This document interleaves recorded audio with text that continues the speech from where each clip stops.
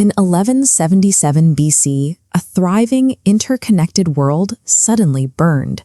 History attributed this destruction to the Sea Peoples, marauding invaders who supposedly toppled the Bronze Age. However, the forensic evidence paints a different picture. These supposed conquerors were traveling with families and livestock, climate refugees fleeing a systemic collapse that was already in motion. Look at this network map of Mediterranean trade routes. It shows a grid of intense interdependence. In systems with this many connections, the failure of a single hub can transmit shocks across thousands of miles, triggering a cascading blackout. For any complex civilization, the exact moment of peak economic efficiency is simultaneously its moment of maximum fragility. Look at these colossal stone lions guarding the gates of Hattusa. Monuments like this projected the authority of the late Bronze Age concert of powers.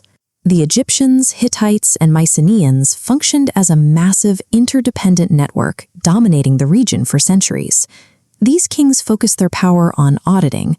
They managed the palace economy, a system where every major city functioned as a centralized hub for banking, green storage, and logistics. This clay tablet is inscribed with Linear B, the administrative script used by the Mycenaeans. It functioned as a rigid bureaucratic ledger, tracking the minutiae of the economy, from the number of sheep in a pasture to the liters of oil owed to the palace. This top-down command structure created a synchronized dependency.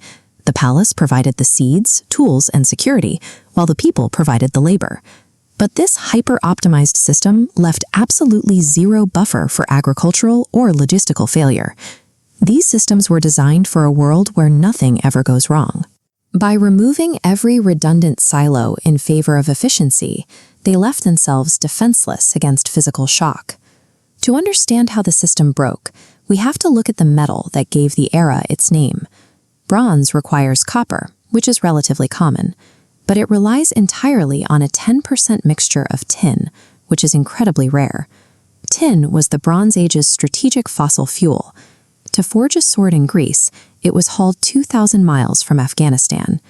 This network converged at Ugarit, a $45 billion hub, where Cyprus copper and Eastern tin fueled the great powers.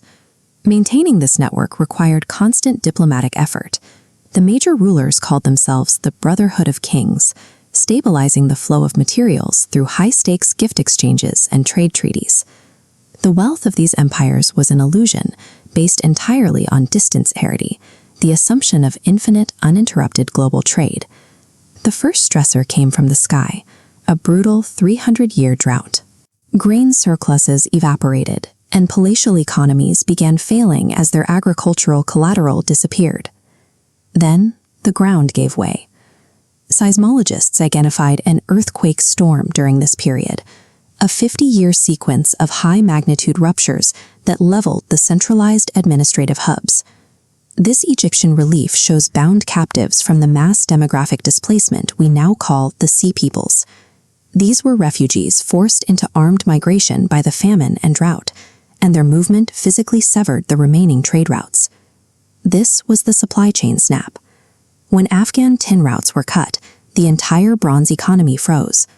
High-tech armies could no longer maintain their infrastructure, erasing roughly $2.8 trillion in systemic wealth. This explains why literacy and the Linear B script vanished overnight. The administrative ledger completely died because the complex economy it was built to track had ceased to exist. These ancient tin routes map directly onto our modern world. The bottlenecks are identical, whether we are tracing metal in 1200 BC or mapping the undersea fiber optic cables that carry over 99% of today's international data.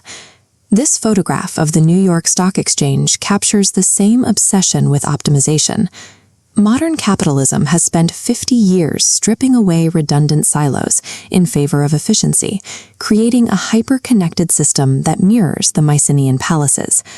Modern civilization is now heavily specialized and completely reliant on a global infrastructure that cannot easily pivot in a crisis. A localized world can survive a localized disaster, but a hyper-globalized world breaks everywhere all at once.